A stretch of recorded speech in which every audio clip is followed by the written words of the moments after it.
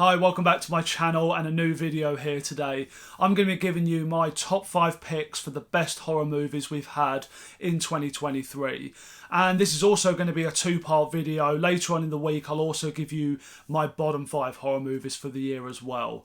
And for anybody that's seen my channel before, watches my videos, you know I watch a lot of horror movies, do a lot of reviews around that. And it's easily, of any genres, it's the one that I see the most films from in any given year. So I fancy doing kind of a wrap up for the year, give you my top recommendations and also the ones to avoid as well. And like I always say, this is my personal list. It's not off objective qualities. It's, you know, talking about the movies that resonate with me the most, the ones I want to talk about with people that I'm going to go back and rewatch and everything like that. But please also do join me in the comments and let me know what your favourite horror movies of the year were as well. And please do consider subscribing to the channel if you have been enjoying my content. That would be great. So anyway, let's get into my list. So my number 5 choice is going to be Saw X. And I only just recently watched and reviewed this. You'll see that on my channel. I didn't actually see this when it came out of the cinema. I just felt like the trailer to me looked very generic and just like a lot of the other sequels we've had. So I didn't feel like rushing out to see it at the time. But having just watched it now, it's on streaming, I was pretty surprised by it, to be honest. I was quite impressed.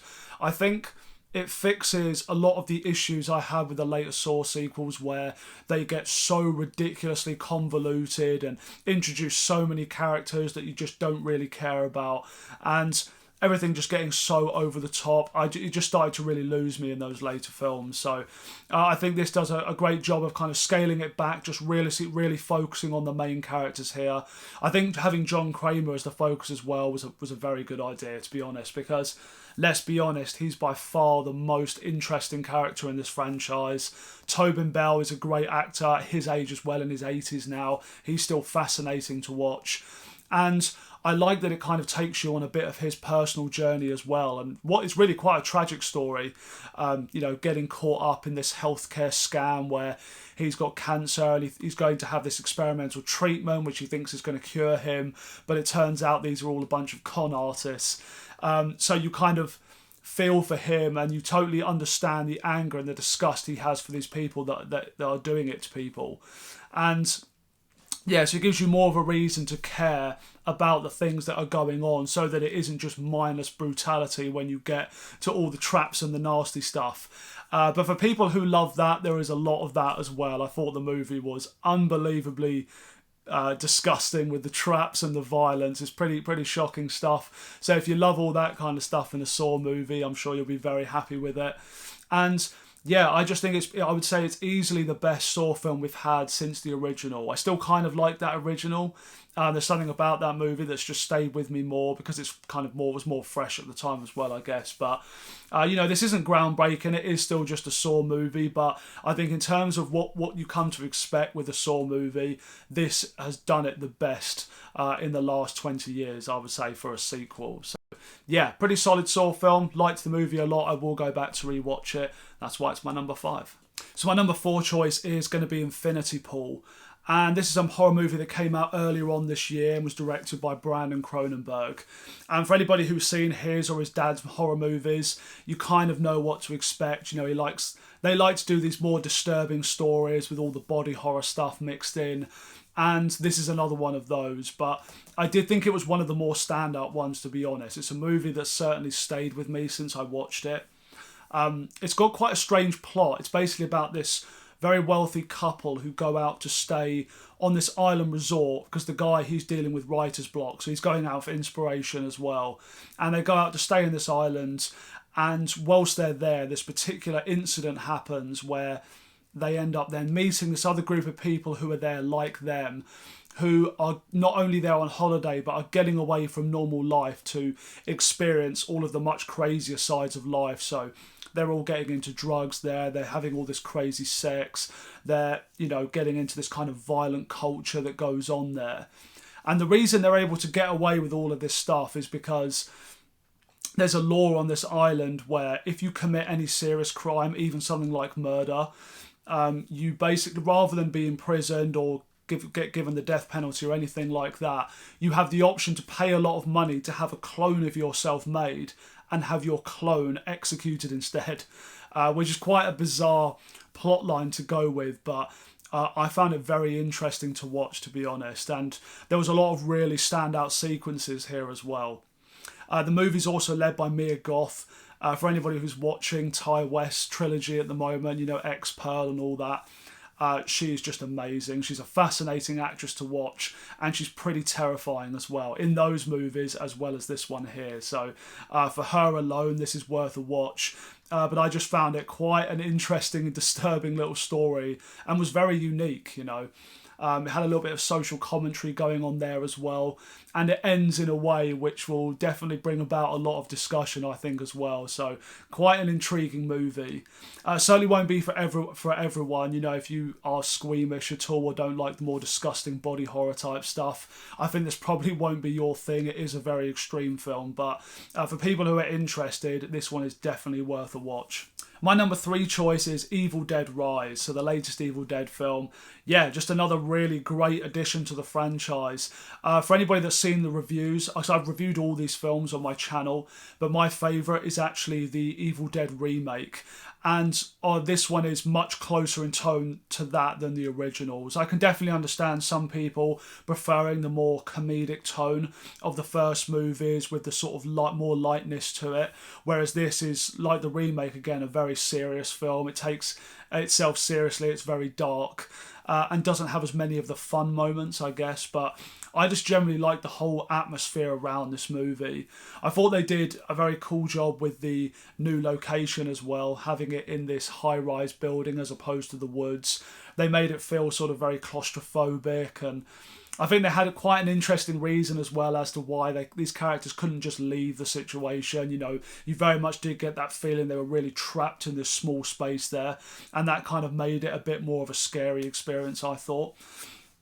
I think Alyssa Sutherland really carries the film. She's really intimidating because she's the first one of the family to become possessed, and she is pretty terrifying, to be honest. There's some really scary moments involving her character, and I think it's actually quite funny as well because the actress in real life, apparently she gets quite scared from horror films, and you would just never think that watching this film when you see the way she acts and how intimidating she is. It's just hard to believe that, but she did an amazing job. She makes the film worth watching alone, I think. But yeah, it ticks off a lot of the boxes you want from an Evil Dead film. There's great practical effects. It's really gory, really violent. It really ramps up in the third act as well. You know, it's like there's a certain point in the movie where, you know, you realise that no character here is safe. They're willing to kill anyone off. You don't know what's going to happen.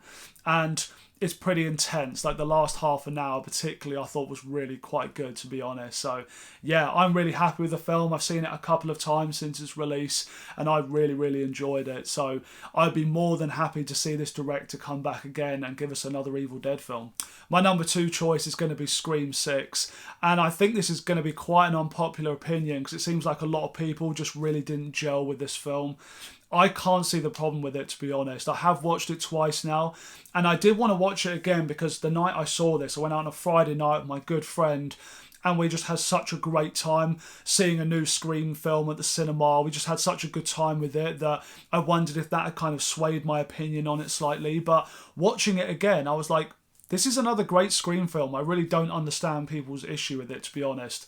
I like, again, as I say, I like all the Scream films. Even the third one, which I think's the worst, is still decent. And I do agree that I think the ending of this film is not the best. Like the reveal could have been handled in a better way. And I think just some of the way the final scenes play out could have definitely been better. But to be honest, I would say that of all the Scream sequels, I find that in general that the movies tend to have this fantastic build-up in the first 2/3 and never quite know how to conclude everything in the final act in like a satisfying way, the way the original did. It's never found a way to do that as well as that first film. So that's just the same here, but as for the rest of the movie, I thought it was great. You know, I think I really like this group of characters. I like how they were set up in Scream 5, so I was interested to see the continuation of their story.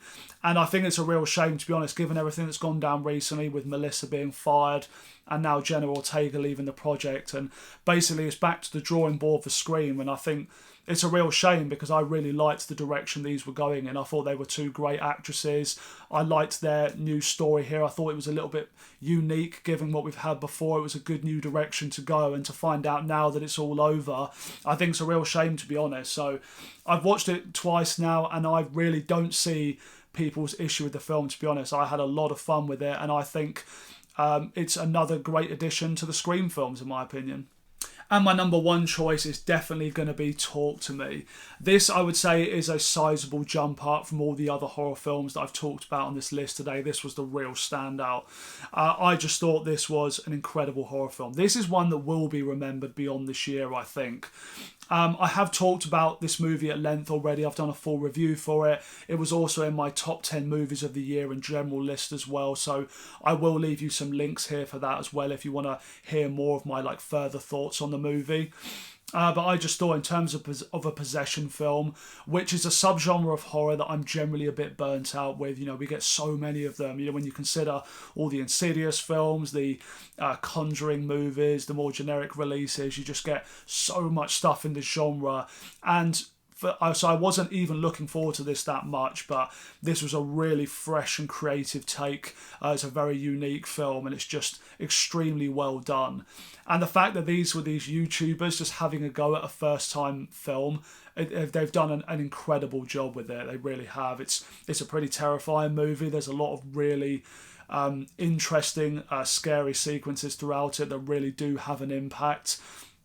I think the main character was great. She was a great actress, and it was quite an emotional story to follow along with as well. Quite a tragic story, and makes it more believable why she'd become tangled up in this whole situation they're going through. So yeah, I thought they did an amazing job with this film. I've seen it a few times since already, and can't stop recommending this one to people because I just thought it was so good. So for me, this is easily the best horror film we've had in 2023. So that's my picks for the top 5 horror movies we've had this year.